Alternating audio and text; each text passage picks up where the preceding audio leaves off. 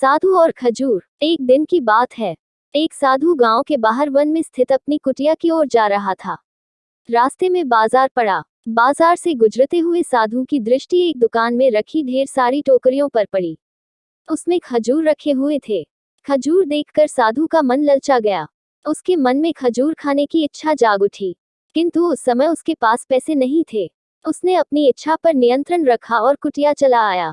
कुटिया पहुंचने के बाद भी खजूर का विचार साधु के मन से नहीं निकल पाया। वह उसी के बारे में ही सोचता रहा। रात में वह ठीक से सो भी नहीं पाया। अगली सुबह जब वह जागा तो खजूर खाने की अपनी इच्छा की पूर्ति के लिए पैसे की व्यवस्था करने के बारे में सोचने लगा। सूखी लकड़ियां बेचकर खजूर खरीदने लायक पैसों की व्यवस्था अवश्य हो जाएगी, यह सोचकर वह जंगल में गया और सूखी लकड़ियां बीनने लगा।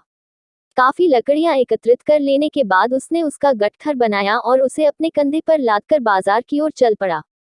लकड़ियों का गट्ठर भारी था, जिसे उठाकर बाजार तक की दूरी तय करना आसान नहीं था, किंतु साधु चलता गया।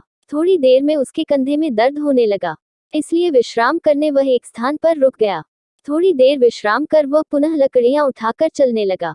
इसी तरह रुक रुक कर किसी तरह वह लकड़ियों के गट्ठर के साथ बाजार पहुंचा। बाजार में उसने सारी लकड़ियां बेच दी। अब उसके पास इतने पैसे इकट्ठे हो गए जिससे वह खजूर खरीद सके। वह बहुत प्रसन्न हुआ और खजूर की दुकान में पहुंचा। सारे पैसों से उसने खजूर खरीद लिए और वापस अपनी कुटिया की ओर चल पड़ा। कुटिया की ओर जाते जाते उसके मन में विचार आया कि आज मुझे खजूर खाने की इच्छा हुई, हो सकता है कल किसी और वस्तु की इच्छा हो जाए। कभी नए वस्त्रों की इच्छा जाग जाएगी, तो कभी अच्छे घर की, कभी स्त्री और बच्चों की, तो कभी धन की। मैं तो साधु व्यक्ति हूँ, इस तरह से तो मैं इच्छाओं का दास बन जाऊंगा। यह विचार आते ही साधु ने खजूर खाने का विचार त्याग दिया। उस समय उसके पास से एक गरीब व्यक्ति गुजर रहा था। साधु ने उसे बुलाया और सारे खजूर उसे दे दिए।